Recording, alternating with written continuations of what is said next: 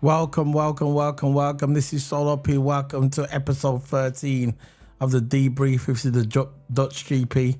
It's not going to be a long one today. Usually we do our debriefs on the Monday after the race, but it has been busy with transfers and we try to fit it in.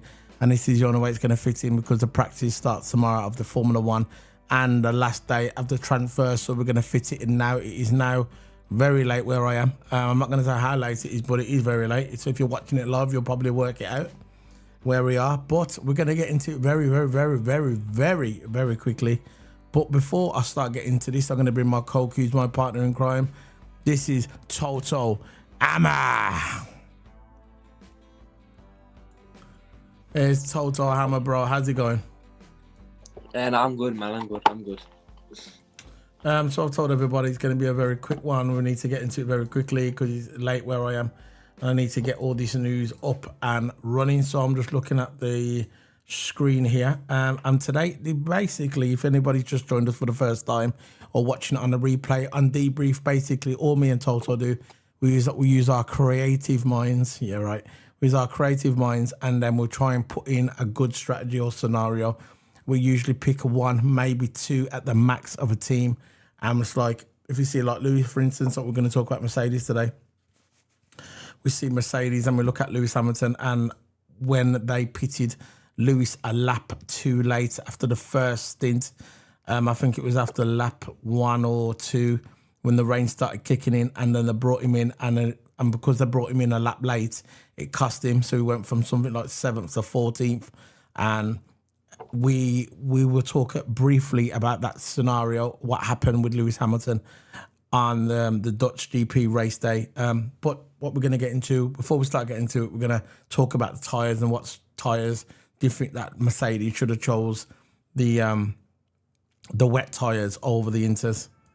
So I'm going to ask Toto Hammer, what do you think about that first part of the race? I think it was the first or second lap.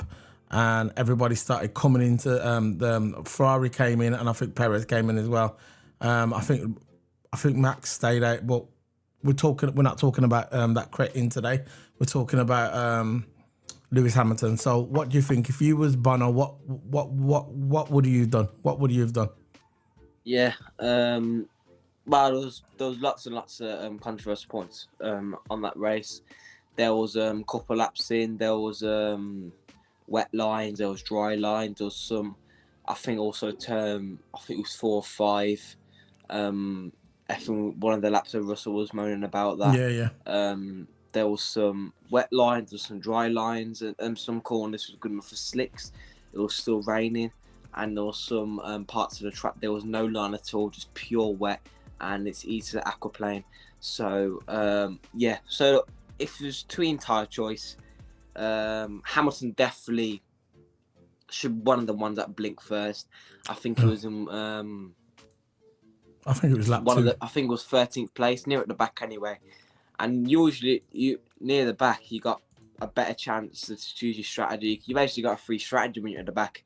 So but look. Yeah, it came out right. When it came in right, I think when the rain started to drop, I think he was like 8th or something like that, yeah.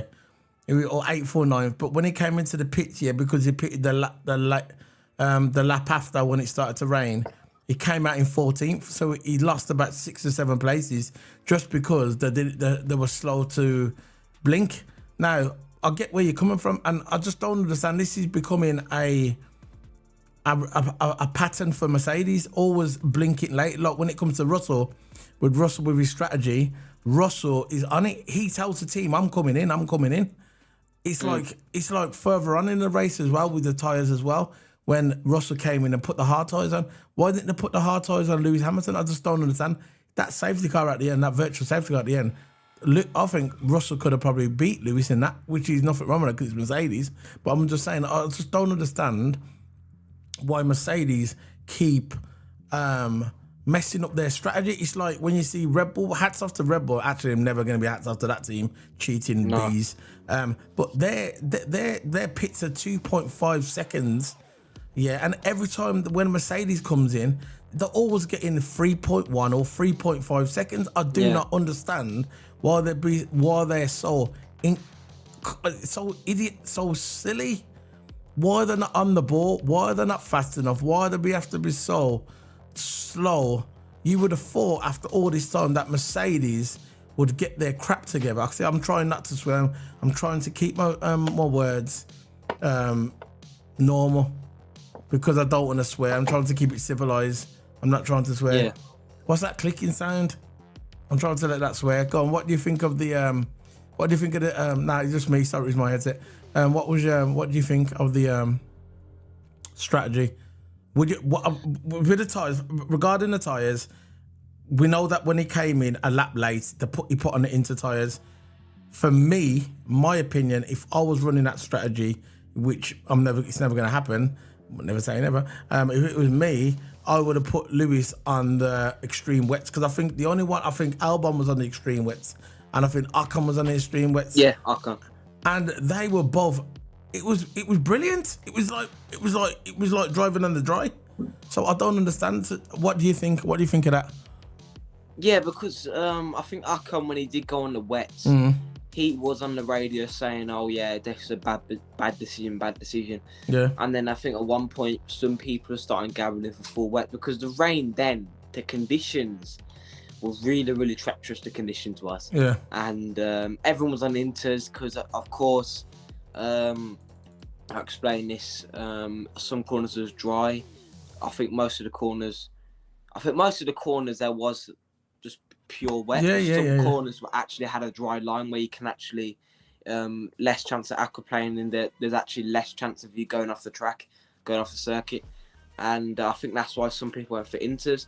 But I don't know why not gamble for the full wet, because some corners didn't have no line at all. So the conditions then were really, really treacherous, and I don't understand why some people went full wet. Ocon, when he went onto the full wets, of course, was going to be a bit slow because full wets, getting used to it. I think as the full wets actually molded in, it actually turned into a good tyre. But you know what? The conditions, to be fair, the conditions were up and down, man. One was light rain, then it was hazardous conditions. There was red flags, people going off, people had to. Then at that point, people have to get the strategy right, man. It's all about strategy in this game. If the conditions are going up and down like that. I know, I agree. Hold on, I'm just doing something on here. Yeah, I agree. It seems like they're always slow to react. That's what it seems like, because Mercedes have been on top for so long. Yeah, they're probably thought, oh yeah, we can afford to drop a few, maybe a second on the pit because I know they had the car to catch up. I get it, I understand, but you're not the best anymore. You're chasing to be the best. So for me, they should work on their pit stops and they need to work on their strategy because it's costing them. It is costing Mercedes so many valuable points. And, you know, it's just, if it weren't for Lewis Hamilton doing all that work and being the racecraft of the best driver on the grid along with Alonso, they'll be in the crap. They'll be in the crap. Because, don't get me wrong, George Russell is a brilliant driver, but at the end of the day, sometimes he can be unpredictable. You know, when you're with Lewis Hamilton, you're in safe hands. That's just my opinion. But me, I would have put the extreme wets on, and I understand why they've never done it. They probably thought, look, if we put the extreme wets on and it starts to go a little bit dry, the extreme wets are just gonna blow up. I get it. I understand. But I would have took that chance, and I would have put the extreme wets on standard, the full wets, whatever way you want to pronounce it, full wets. Doesn't matter. And I think the FIA made it where only wet tyres is mandatory, like inters, wets, because the dry tyres, I didn't see the FIA did this before. They made the inters, wet tyres mandatory for the whole race, so no one can even bother try slicks. They made inters and wet tyres mandatory because it was that bad. Yeah. So basically, so that was it, man. That's the end of the debrief. It was a good debrief. That was it. That's what we wanted to talk about, really. I'm sorry it's short and sweet, but if you're just coming, joining it now, hit that subscribe button and hit the like. It's essential. We don't get much on these debriefs, but we love doing them anyway. I know there's a lot of Liverpool fans and football fans. Oh, by the way, before we go, we're going to WWE this week. Paybacks on the weekend, so we're going to be doing that tomorrow. That'll be nice and easy. We just basically, I think there's only 6 matches, so we're just going to say who's going to win. That'll be tomorrow. That'll be WWE.